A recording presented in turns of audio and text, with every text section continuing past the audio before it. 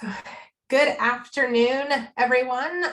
Thanks for joining us here for our third webinar in the 2022 National Sea Grant Law Center webinar series. My name is Stephanie Otts. I'm the director of the National Sea Grant Law Center. It's great to see everyone today. I'm so excited to have our presentations from fellows with the Center for Water Policy at the University of Wisconsin, Milwaukee. So before I turn it over to our speakers today, just wanted to mention that we are recording the webinar today and we will be posting it on the National Sea Grant Law Center's website as soon as we can get it up for future viewing, and we'll share that with all participants and registrations, as well as on social media. So we have everyone muted right now to cut down on background noise. Please ask questions in the chat throughout the presentation,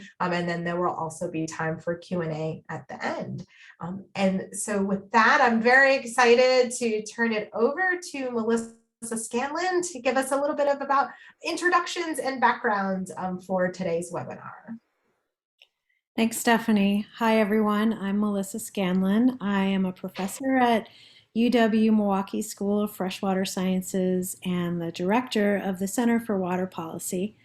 Last year at this time, Jen Hawkswell at the Wisconsin Sea Grant partnered with us, and Sarah and Misbah, who you'll hear from, were just a twinkle in our eye. We were interviewing candidates for this new fellowship that we were creating. That was a partnership between the Center for Water Policy and the Wisconsin Sea Grant. And Sarah and Misbah are the first people who we've hired to hold this position, the Sea Grant UW Water Science Policy Fellowship. And they are here to talk about their work experience with us over the past academic year. Sarah Martinez graduated from the University of Utah Law School, and Misbah Hussain graduated from Boston College Law School. That tells you that kind of some of their academic credentials, but it doesn't tell you too much about them. I don't want to take up too much time here, but I do want to say it's been such a pleasure to be able to work with them over the course of their fellowship. They're both such creative thinkers and incredibly dedicated to pursuing research interests and figuring out connections between water policy and environmental justice issues. And I have been so impressed with the work that they've been able to do over the course of this year. Now, you may not know anything about the Center for Water Policy, so let me just briefly let you know that we are a center that is within the School of Freshwater Sciences. So we're trying to link water science and economics and social sciences to the formation of water policy. And we work on a state level, a national level, and we could be working on an international level. Our mission is broad enough to encompass all of that with a focus on freshwater. And we have a special interest because of our location in the Great Lakes. So some of the projects you may hear about today involve the Great Lakes. With that, I'm going to turn it first to Sarah so she can talk about her fellowship experience, and then she'll pass it over to Misbah Hussain. Thank you so much for that lovely introduction, Melissa. I'm going to go ahead and share my screen right quick. Alrighty. Okay. So hi, everyone. As Melissa said, my name is Sarah Martinez. I'm a Texas native. I graduated from the University of Utah Law School before coming and spending my last year with the University of Wisconsin-Milwaukee Center for Water Policy. And today I want to talk about two of the projects I've worked on over the course of the last year, and end with sort of a sense of gratitude for all the relationships that I've created through these projects and at the center, which is why I've titled my presentation today, Connection and Community. So I'll go ahead and get started. Let me make this a little smaller so I can actually see my presentation. Okay. So first, I'm going to provide a little bit of an overview of the projects I worked on this year, what they were, and some of the findings that we came to. I'll also be reviewing some of the work products I completed during my time here, which were plenty. And like I said, I'll be finishing off with just talking about how cultivating community was so important to this experience and how I will take that with me going forward. Oops. All right, so my two projects, the two biggest projects I worked on this past year were the Milwaukee Estuary Area of Concern. And the latter project was something I've called the Barriers to Blue Space Access Project. And I'll be reviewing both of those in turn, starting with the area of concern. So I was not familiar with what an area of concern was when I first came to the center, but it is an area designated by the EPA where there is significant impairment of beneficial uses as a result of human activity at the local level. And the Milwaukee Estuary spans about 10 miles of river, more or less, stretching from Lake Michigan up somewhat into and north of Milwaukee. It was dubbed an area of concern in the 1980s, and the project to dredge and clean up the waterway is already underway. The project will ultimately take northwards of $400 million to complete. So there's two kinds of things to note when I'm talking about this project. One is something we call the DMMF, and the other is the public trust doctrine. So currently, the preferred alternative for where to house all of this sediment is a new facility called a Dredged Materials Management Facility, or DMMF. These are containment facilities, and they're really common in the Great Lakes because they often hold sediment that's dredged for mostly navigation purposes, but also for this current purpose, which is to clean a polluted waterway.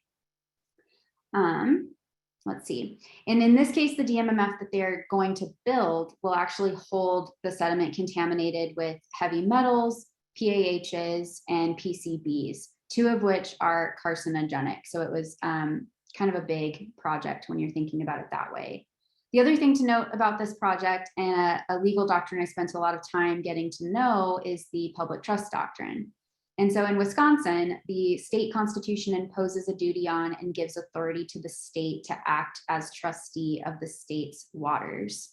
Once that was constitutionalized, Wisconsin went ahead and expanded those public rights to the right to recreation, the right to enjoy scenic beauty, and the right to protected shoreland, amongst other types of rights. So those are two things to note. And the issues I was working with, so the lake bed that these organizations want to build this facility on is public property, and the common law public trust doctrine applies. So the issue I worked on had to do with understanding what the obligations of the state were, investigating how they might meet this obligation or how they should strive to meet that obligation, and presenting that information to both policymakers and the public at large so that the community could better be informed of the process and of their public rights. As it stands today, the Port of Milwaukee will be managing that facility in perpetuity once it's complete. And the goal as of now, and as I understand it, is to expand on harbor facilities and expand tourism specifically. So that's why you're looking at a cruise ship there on the left side of your screen. And determining as of right now whether that meets their public trust obligation is really hard to say. So we've boiled it down in an upcoming law review article that will be published online with Sea Grant, that the purpose of this newly created land will need to be clarified in order to really fully assess whether it meets those obligations. But ideally, it'll look something like on the screen, something like the picture on your screen here on the right, where there's a beautiful blend of nature and the urban setting so that we can ensure that the public can enjoy these public rights that they actually have and properly exercise those. So turning now to my second project, I was looking at systemic barriers to blue space. This project is near and dear to my heart. It's what I'm currently working on right now. And it began as a literature review, trying to answer the questions on your screen here that I'll read aloud. So I was trying to figure out what the academic literature says about disadvantaged communities' access to and use of water recreation and fishing, and what it says about systemic racism or economic inequality presenting any barriers for those communities to access and use water-based recreation. I've sort of boiled these down into 4 separate areas. I've been looking at the benefits of blue space access. I looked at the historical struggle of accessing these blue spaces.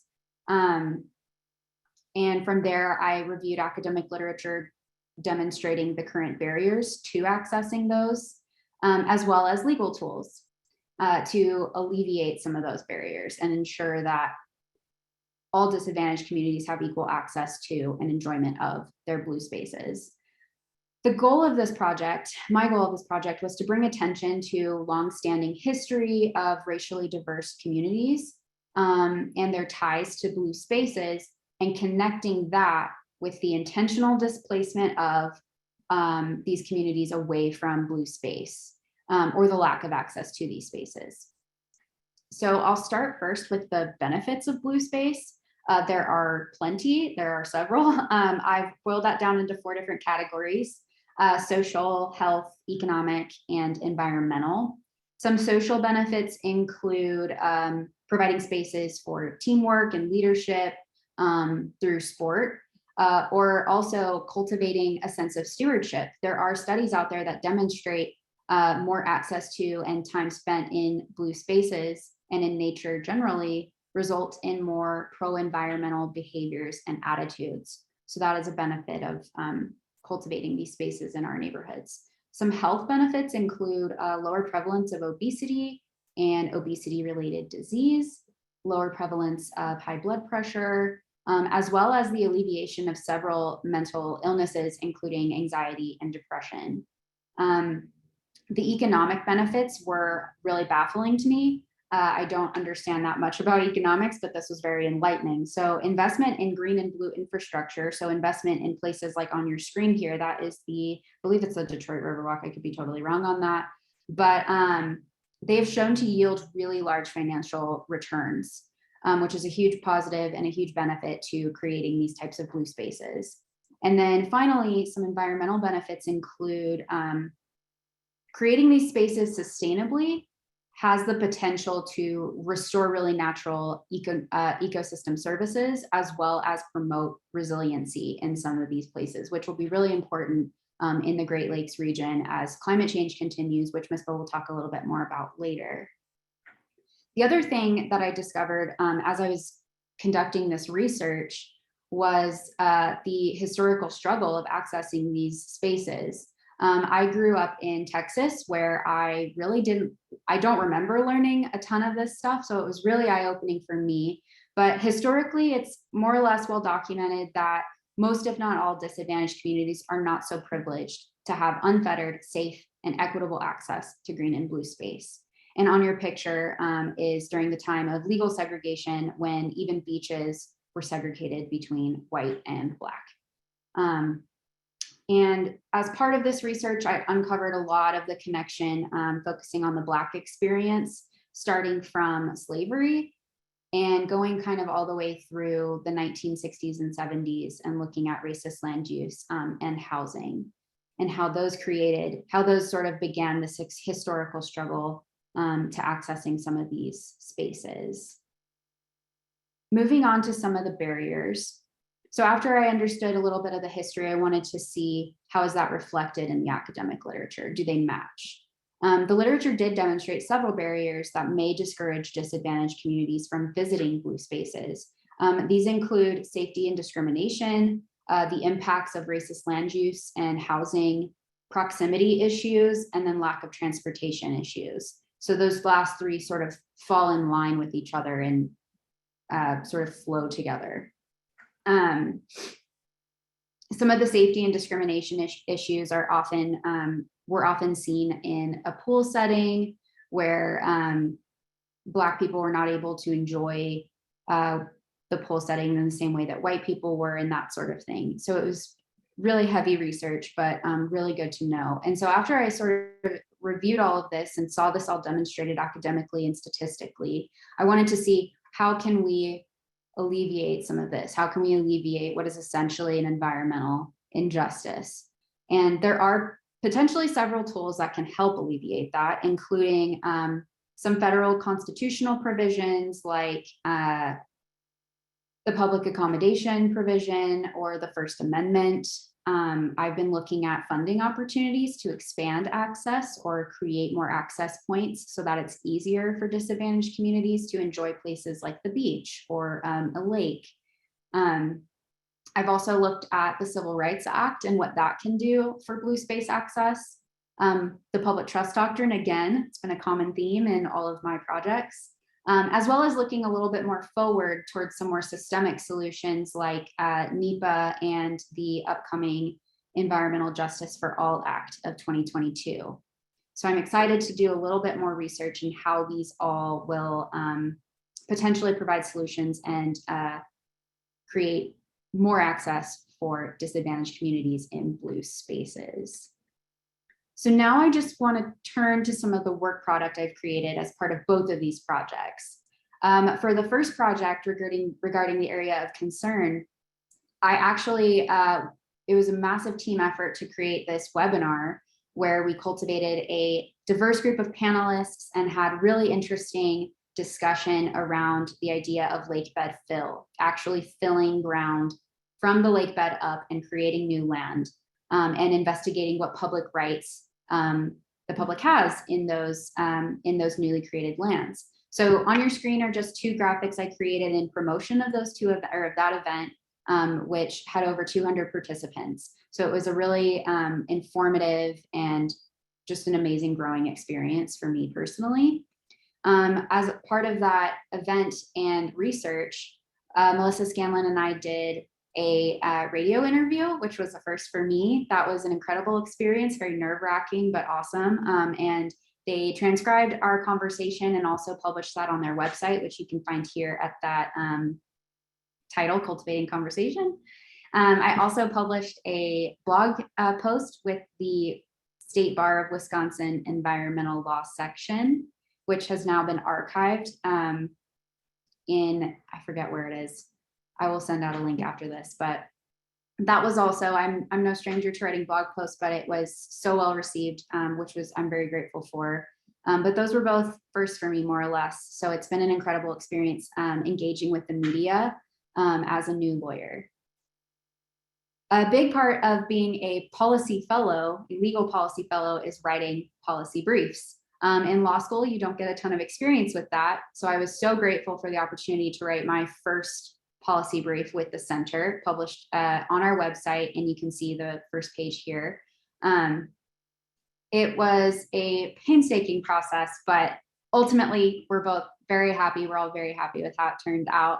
I did a lot of research for this, and so I'm hoping that it was helpful to not only policymakers who've read it, but also to the community at large.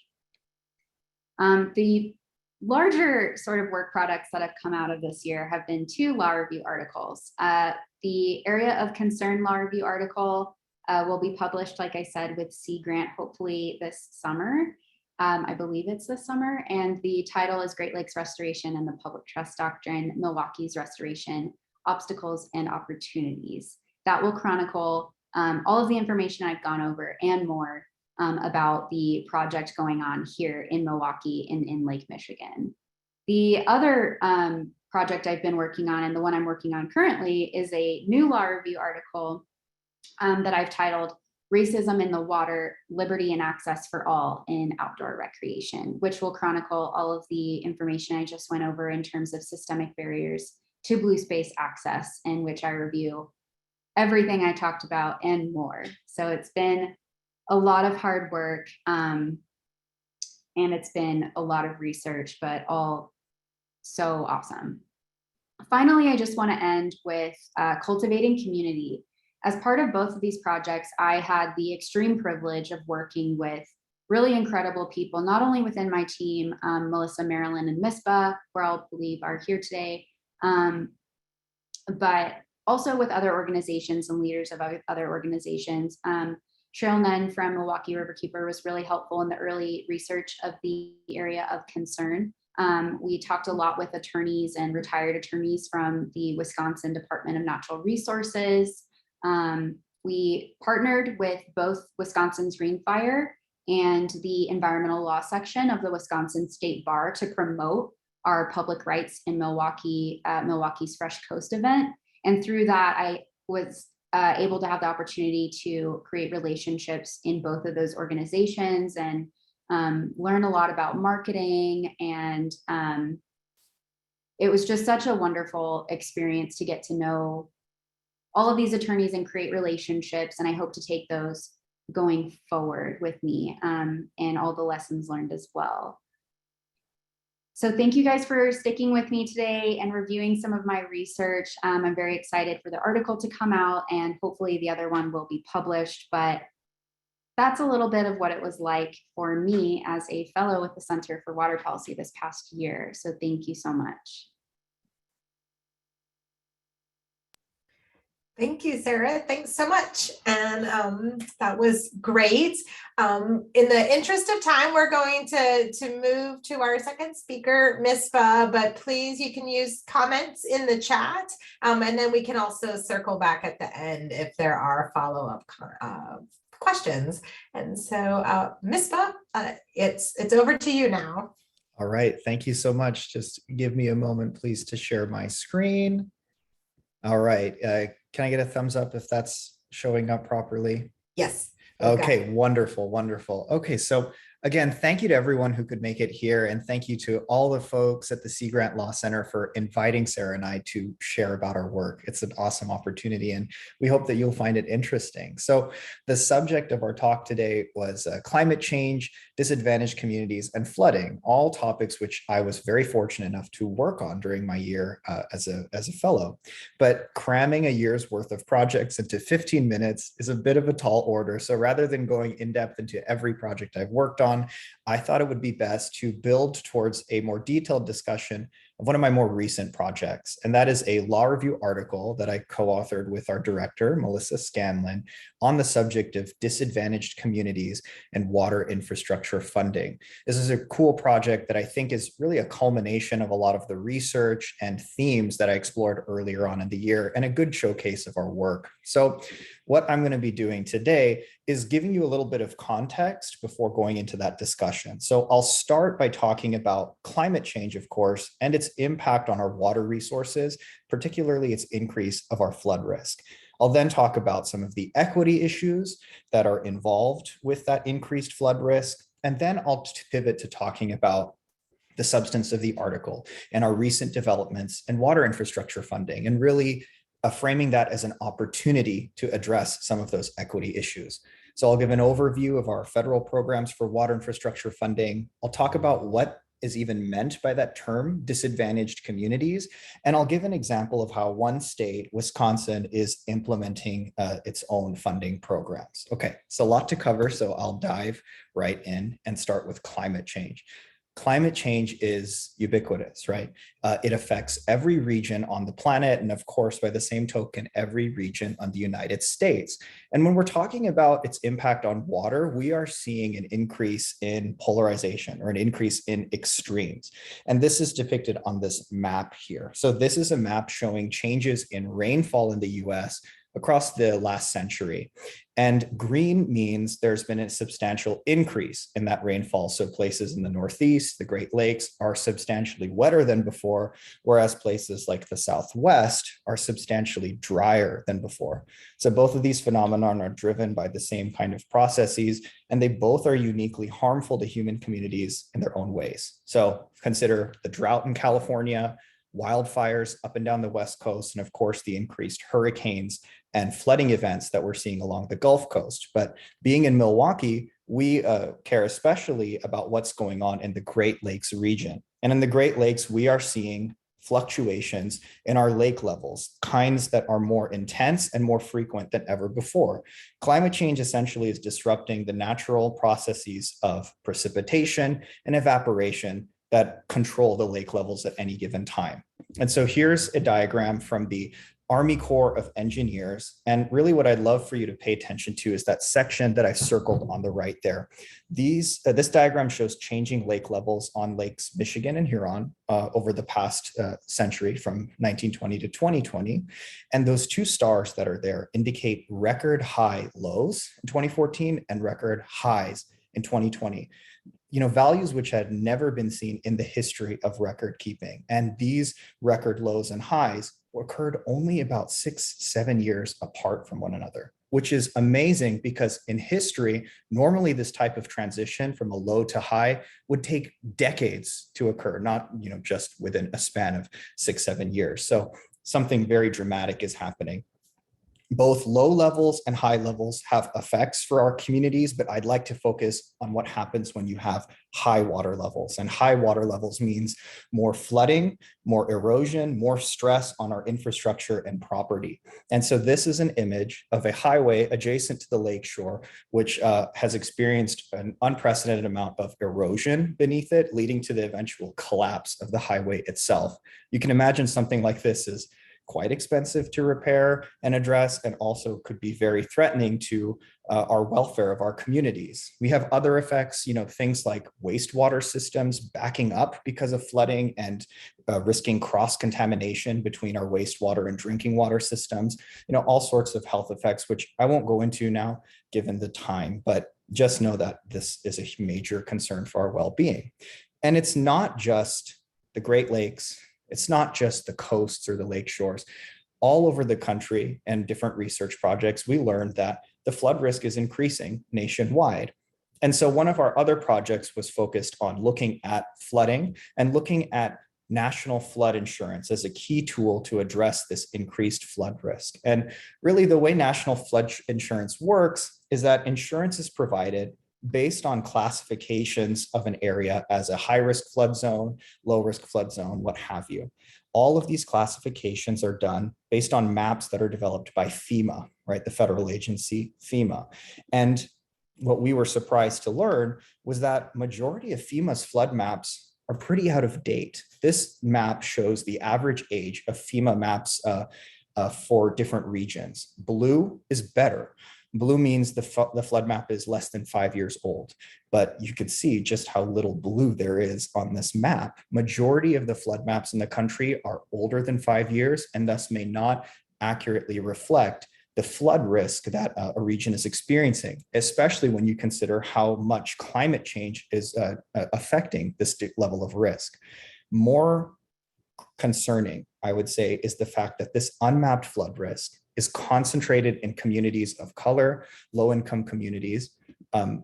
Take a look at this map here, which I got from the New York Times, okay? This is showing Chicago, and I've circled the majority African-American suburb of Englewood in Chicago neighborhood, excuse me. On the left, you have a map using FEMA's flood map data depicting where the floodplain is, a high-risk floodplain. Well, on the right, we have a map using actual flood risk data and incorporating some of the changes from our climate. The areas shaded in blue are considered within the 100-year floodplain. You'll notice on the left, none of the properties in Englewood are considered to be within the floodplain. But on the right, incorporating actual risk, almost a third of the properties are within that floodplain. And this is concerning because that means almost a third of the properties in Englewood may not necessarily have access to the greatest protections or insurance coverage available in the event of a flood. So this is a huge shortcoming that unfortunately disproportionately affects certain communities, right? And that was something that really concerned us. The burdens of these water challenges are inequitably distributed. So when we heard about the passage of the bipartisan infrastructure bill, or also known as the Infrastructure Investment and Jobs Act, we were excited because we saw this as an opportunity to actually deliver aid that was needed towards those communities that really have kind of fallen through the cracks, as it were. So let me explain a little bit about that program, okay? So the Infrastructure Investment and Jobs Act, or the infrastructure law, passed at the end of last year and was really a historic piece of legislation, the single largest investment in our nation's infrastructure ever, right? And the same is true for the water infrastructure funding made available under it. Now, there are two major programs for water infrastructure development through this law: the Drinking Water State Revolving Funds and the Clean Water State Revolving Funds. And these funds together received something around $43.5 billion through this infrastructure law. So that alone was amazing. But again, like I said, we were excited by this opportunity to deliver funding to those communities who really needed it the most. And early on in Biden's presidency, there was an executive order that he issued, which established a federal policy called the Justice 40 Initiative. And this is a federal policy to ensure that 40% of the net benefit of federal funding would go towards these disadvantaged communities, right? Communities that have been marginalized and historically struggled to access this funding. So that was the thing that really piqued our interest and got us looking into the subject in the first place. Let me explain those two major programs that were funded here. The Drinking Water State Revolving Fund, or SRF for short, is a program meant to fund drinking water infrastructure. And examples of this might include water treatment facilities, rehabilitating contaminated wells, or replacing lead service lines, right? Something really the public cared a lot about and was paying attention to, especially following the Flint water crisis. The Clean Water SRF, on the other hand, is for the development of wastewater and stormwater infrastructure and addressing the kind of pollution that we call non-point source pollution, the pollution that is coming from many, many different sources at once, for example. Examples of projects that might be funded through this fund include wastewater treatment facilities or collection basins for stormwater, or even green infrastructure projects like rain gardens, all to help deal with excess runoff and water from flooding. Both of these programs, their purposes are different, but they function essentially the same way. The federal government allocates funds to states, territories, and tribes for developing their own financial assistance programs. So states, will not give this money as a grant. Remember, it's called a revolving fund. And what that means is states will primarily give out low interest subsidized loans to recipients to fund water infrastructure projects. And the recipients will then pay back interest and principal on those loans, which the states will then use to fund further projects. So that's how these SRFs generally work. States have some flexibility to design their own unique programs. They can define things like the application process or who gets priority, which projects get priority, but they still must follow certain requirements for their programs. And one of the key ones is that they have to provide what's called an additional subsidy, which I'll explain in just a moment. States also have to submit a yearly intended use plan to the EPA, which describe the structure of their programs and different types of criteria they use, which again is very important, and I will explain in just a couple of moments. But let me first turn to that additional subsidy requirement, because this is really where those disadvantaged communities could get a lot of support. This requirement says that almost half, 49% of the annual funding that is given to a state for its SRF has to be used for disadvantaged communities, given to those disadvantaged communities in the form of an additional subsidy. That means principal forgiveness, right? A grant or some kind of debt restructuring that reduces the original principal amount.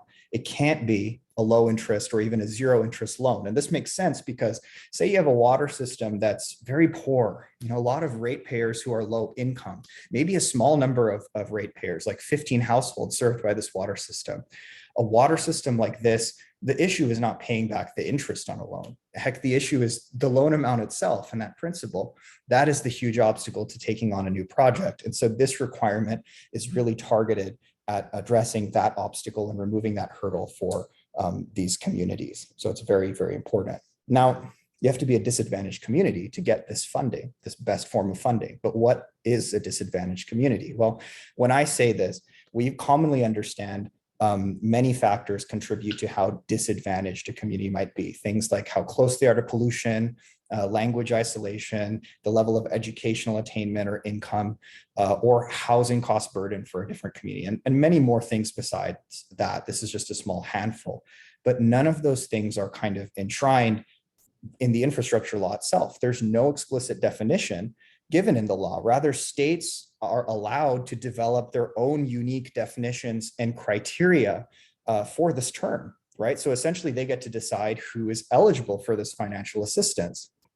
And a common metric that is used in these definitions is median household income, or MHI. So a state might say, if there's a community that's median household income is below like 80%, a certain threshold percentage of the state's median household income, then it would be considered disadvantaged and eligible for assistance. The advantage of this is that it's a very simple calculation. I mean, even attorneys like myself could do it, but a con is it can hide and mask the true need. Say you have a household where everybody is working. It's a working poor household, and the cost of living in that area is very, very high. Even though their income might put them above this level, they may still struggle to afford their basic needs. And so looking at this metric alone might mask a true need and lead to skipping over of some communities that could really benefit from funding. And this is a sentiment that even the EPA, who allocates this funding, has expressed. In March of this year, they issued this very large memorandum explaining and advising how states would best interpret this term disadvantaged communities and implement this funding. It's something we go into more in depth in the article, but two highlights from the memo are that they recommend incorporating much more than just MHI, right? Much more than just unemployment data, population data, to get the full picture and make sure no one is getting skipped over who could need it. It also allows states or says that it's legal for states to have a carve out definition. So if there's a small community within a larger unit, like a city, for example, that smaller community would be eligible, but because they're wrapped into this larger one, they're ineligible. It allows states to structure definitions to allow for these carve outs so that small community could still receive targeted aid. Right. So that's the EPA's position here. Let me very quickly, with the last couple of minutes I have, talk about Wisconsin and how they implement this funding. They have something called an environmental loans program. And of course, they have a drinking water and clean water program within that. Now, to be a disadvantaged community, as defined by Wisconsin, you have to be below 80% of the state's median household income, which is unsurprising. What is surprising is that you also have to have a population for your community of less than 10,000. And in effect, this population limit prevents majority of cities and towns within the state from accessing this ideal form of principal forgiveness and financial assistance. There's two cities in the state, for example, Milwaukee and Racine, have the majority of the state's racial diversity and economic diversity, but their populations are well over 10,000. So no community within them would be eligible for this advanced form of principal forgiveness. And using a mapping tool provided by the federal government, we discovered that 45% of the census tracts within Milwaukee County would be considered disadvantaged based on the metrics used by the federal government for that tool. So having a population limit like this might exclude potentially a huge amount of eligible communities. Now, the advantage here is that the state agency that administers these funds, the WDNR, a Department of Natural Resources, they could change this criteria through a rulemaking process or even by including the criteria change in that IUP that they submit to the EPA. Similar types of solutions might be used by other states. So that's, Wisconsin's definition and some of the fallout from that. So with that, I want to actually talk about my experience very briefly at the center. It's been amazing. I've gotten a chance to work on so many different projects, and it's been such a great time with this core team. And I've really enjoyed interacting with so many different folks. We've worked with academics, people from the government, NGOs. It's been really, really neat and special. And so I just wanted to say that I'm so grateful to have had this opportunity and also had this chance to share it with all of you. So thank you all again for being patient and listening to me. And if there's any questions, I'd be happy to do my best and answer them. Great. Thank you so much. So we have plenty of time for questions, and as people are thinking and maybe putting them in the chat, I just want to say that at the National Sea Grant Law Center, we've had a fellowship program for a long time, and it was one I was so excited to see these other legal fellowship opportunities kind of popping up related to Sea Grant. And so part of this webinar was just my own interest to know what the fellows were up to this year. And it's great to see the type of projects, the diversity of projects that you've all been working on. And so so please, if you have a question, you can put it in the chat. We also have a fairly small group, so we probably can bring people off of mute. So if you want to raise your hand and ask a question, we can do that as well. So we'll give people a chance to think.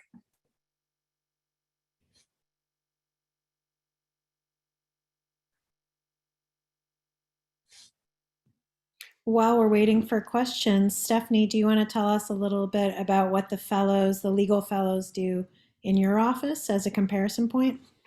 Yeah, so our fellows, so our fellowships are hired. I think we maybe treat them more similar to like staff attorneys. And so they come in to existing projects that the National Sea Grant Law Center kind of already has going on. So, but they do very traditional legal research to answer questions. So the National Sea Grant Law Center, we have what we call our advisory service. So any Sea Grant program in the network can ask us a question. And so, for instance, our current fellow, Olivia Deans, took the lead on an advisory request from Maine Sea Grant, where they were interested in the history, their legislative history around shellfish management in Maine, because there was some new legislation coming forth, and some of the ideas seemed like they were new, but turns out they were, had been enacted, years ago. And so she developed like a timeline